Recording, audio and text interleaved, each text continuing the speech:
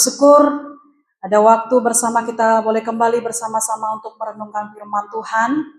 Untuk itu mari kita menyiapkan hati kita, mari kita menyiapkan Alkitab. Untuk merenungkan firman Tuhan, mari kita membuka Alkitab kita yang terdapat dalam Injil Lukas. Injil Lukas pasal yang ke-19, ayat yang ke-1 sampai ayat yang ke-10. Injil Lukas pasal yang ke-19 ayat 1 sampai ayat yang ke-10. Judul perikop yang diberikan oleh LAI atau Lembaga Alkitab Indonesia adalah Sakeus. Yesus masuk ke kota Yeriko dan berjalan melintasi kota itu. Di situ ada seorang bernama Sakeus, kepala pemungut cukai, dan ia seorang yang kaya. Ia berusaha untuk melihat orang apakah Yesus itu, tetapi dia tidak berhasil karena banyak orang sebab badannya pendek. Maka berlarilah ia mendahului orang banyak, lalu memanjat pohon ara untuk melihat Yesus yang akan lewat di situ. Ketika Yesus sampai ke tempat itu, ia melihat ke atas dan berkata, "Sakeus, segeralah turun, sebab hari ini aku akan menumpang di rumahmu." Lalu Sakeus segera turun dan menerima Yesus dengan sukacita. Tetapi semua orang yang melihat hal itu bersungut-sungut, katanya, "Ia menumpang di rumah orang berdosa?" Tetapi Sakeus berdiri dan berkata kepada Tuhan, "Tuhan, setengah dari milikku akan kuberikan kepada orang miskin, dan sekiranya ada sesuatu yang kuperas dari seseorang, akan kukembalikan 4 kali lipat." Dan kata Yesus kepadanya, hari ini telah terjadi keselamatan di rumah ini, karena orang ini pun anak Abraham. Sebab anak manusia datang untuk mencari dan menyelamatkan yang hilang. Kasih yang mengubahkan hidup merupakan tema renungan kita pada siang hari ini dari kisah pertemuan Yesus dan Sakeus. Jemaat Tuhan yang terkasih dalam Tuhan kita Yesus Kristus. Setiap orang mendambakan perubahan hidup, tetapi seringkali terikat oleh masa lalu, dosa, atau pandangan orang lain. Sakeus adalah contoh nyata seorang pemungut cukai yang dianggap berdosa dan dikucilkan. Namun, ketika ia bertemu dengan Tuhan Yesus, hidupnya berubah total. Nah, jemaat yang dikasihi oleh Tuhan kita Yesus Kristus, apa yang membuat seorang Sakeus yang begitu berdosa dan dikucilkan bisa berubah begitu drastis setelah bertemu Yesus? Apa rahasia di balik perubahan hidup Sakeus dan apa artinya untuk kita hari ini? Dan jemaat yang terkasih dalam Tuhan, pada hari ini kita akan melihat apa rahasia di balik perubahan hidup Sakeus. Yang pertama adalah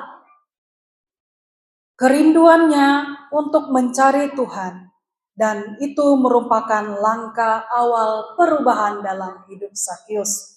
Kerinduan ingin mencari Tuhan yang merupakan langkah awal perubahan hidup. Dapat kita perhatikan dalam ayat yang ketiga dan yang keempat. Ia berusaha untuk melihat orang apakah itu Yesus itu. Tetapi ia tidak berhasil karena orang banyak sebab badannya pendek. Maka berlarilah ia mendahului orang banyak, lalu memanjat pohon ara untuk melihat Yesus yang akan lewat di situ.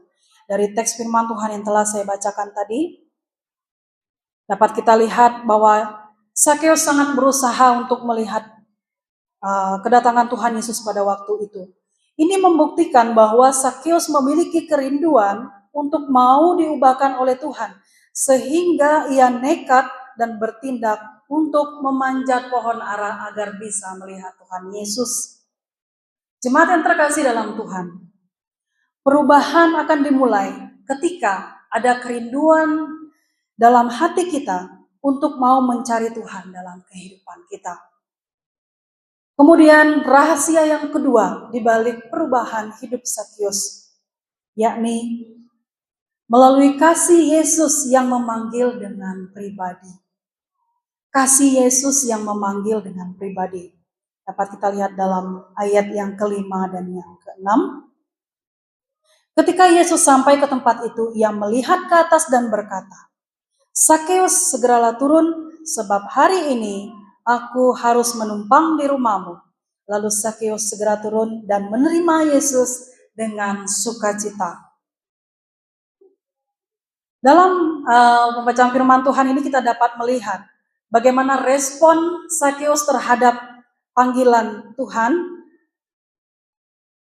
Kita melihat di ayat yang ke-6 bahwa sikap yang dilakukan yaitu Sakeus menerima Tuhan Yesus dengan sukacita. Jemaat Tuhan, sama seperti dengan kita.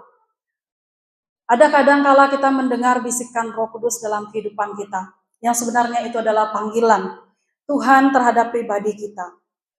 Dari kisah Sakeus ini mengajarkan kita bahwa kita harus merespon panggilan Tuhan dengan sikap kesiapan diri dan penuh sukacita untuk menyambut panggilan itu dalam kehidupan kita, sebab itu merupakan langkah awal perubahan yang baik dalam kehidupan kita.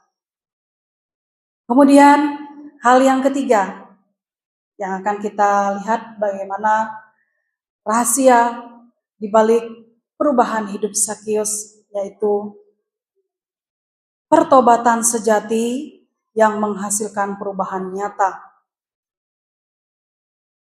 Pertobatan sejati yang menghasilkan perubahan nyata dalam ayat yang ke-8 sampai ayat yang ke-10.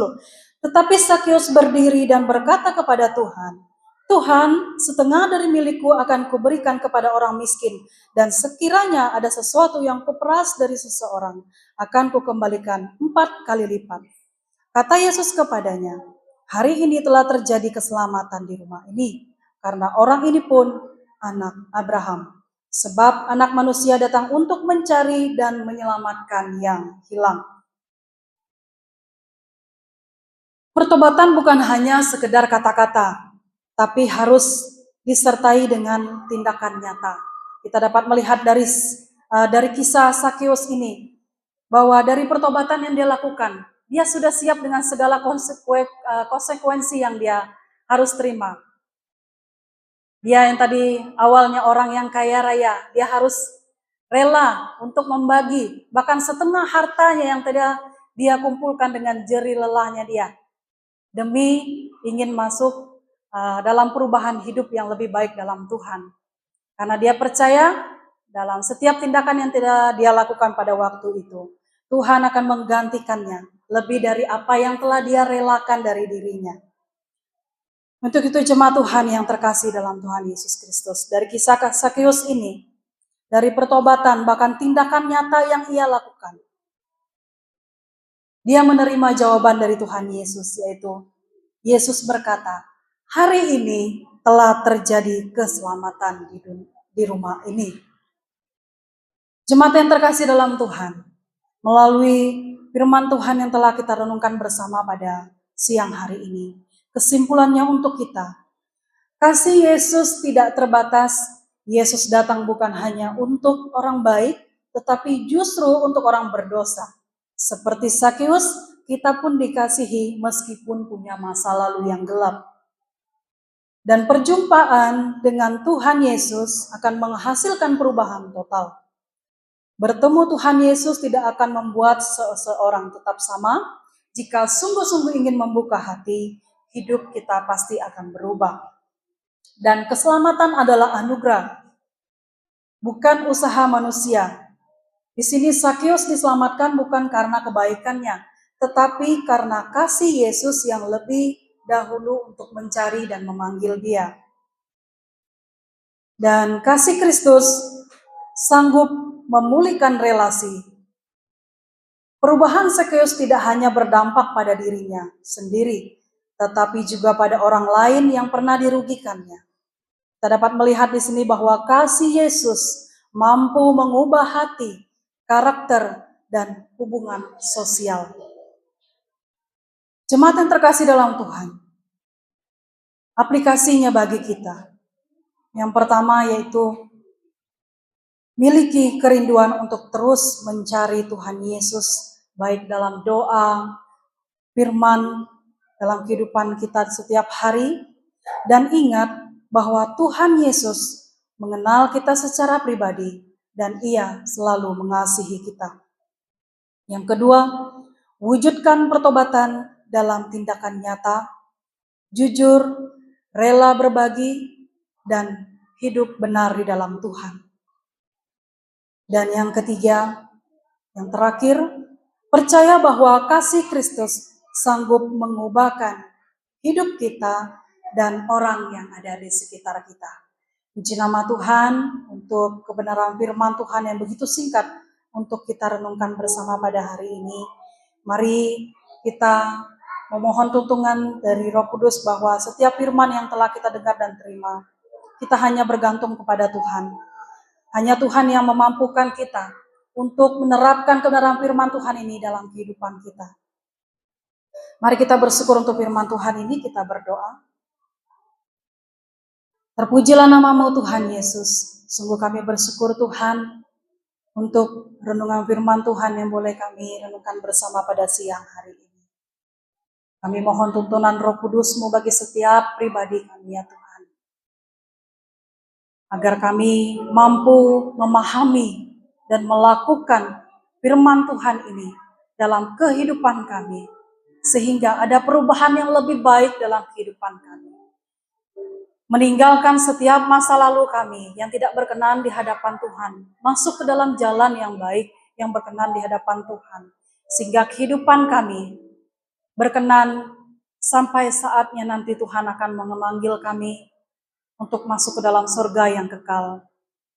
Terpujilah nama-Mu Tuhan Yesus. Kami bersyukur untuk waktu ini, dalam kami boleh membaca dan merenungkan firman-Mu.